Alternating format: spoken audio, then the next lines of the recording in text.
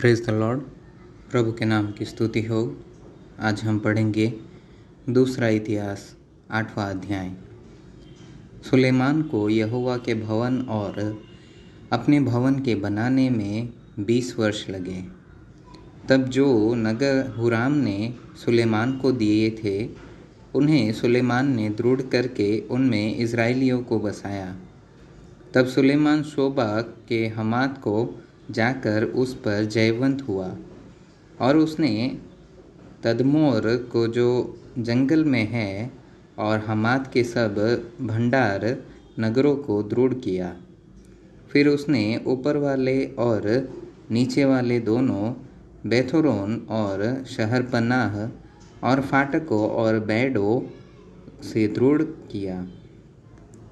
और उसने बालात को और सुलेमान के जितने भंडार नगर थे और उसके रथों और सवारों के जितने नगर थे उनको और जो कुछ सुलेमान ने यरूशलेम, लबानोन और अपने राज्य के सब देश में बनाना चाहा उन सब को बनाया।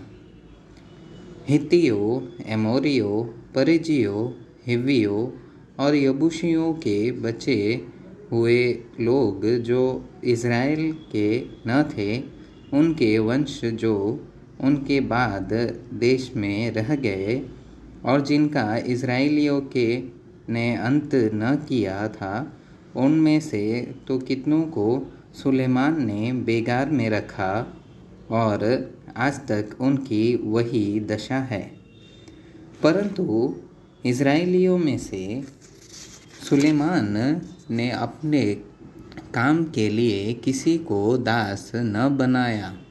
वे तो योद्धा और उसके हाकिम, उसके सरदार और उसके रथों और सवारों के प्रधान हुए। और सुलेमान ने सरदारों के प्रधान जो प्रजा के लोगों पर प्रभुता करने वाले थे वे 250 थे।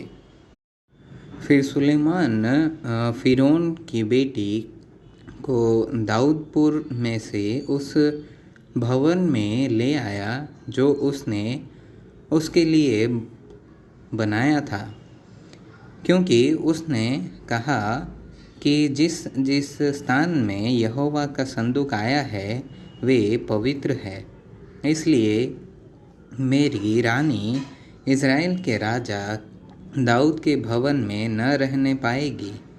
तब सुलेमान ने यहोवा की उस वेदी पर जो उसने ओसारे के आगे बनाई थी यहोवा को होम बलि चढ़ाई।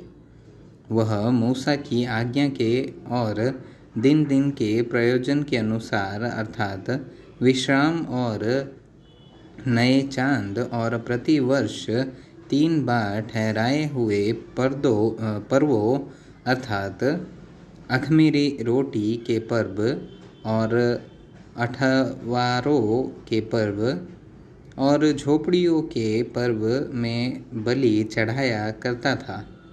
और उसने अपने पिता दाऊद के नियम के अनुसार याजकों की सेवकाई के लिए उनके दल ठहराए और लेवियों को उनके कामों पर ठहराया कि हर एक दिन के प्रयोजन के अनुसार वे यहोवा की स्तुति और याजकों के सामने सेवा टहल किया करें।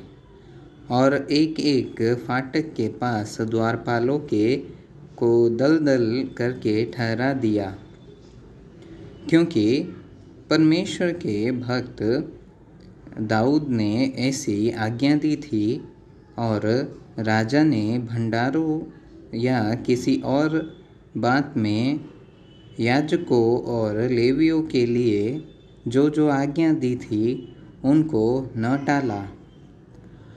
और सुलेमान का सब काम जो उसने यहोवा के भवन की नींव डालने के लिए से लेकर उसके पूरा करने तक किया वह ठीक हुआ, निधान यहोवा का भवन पूरा हुआ।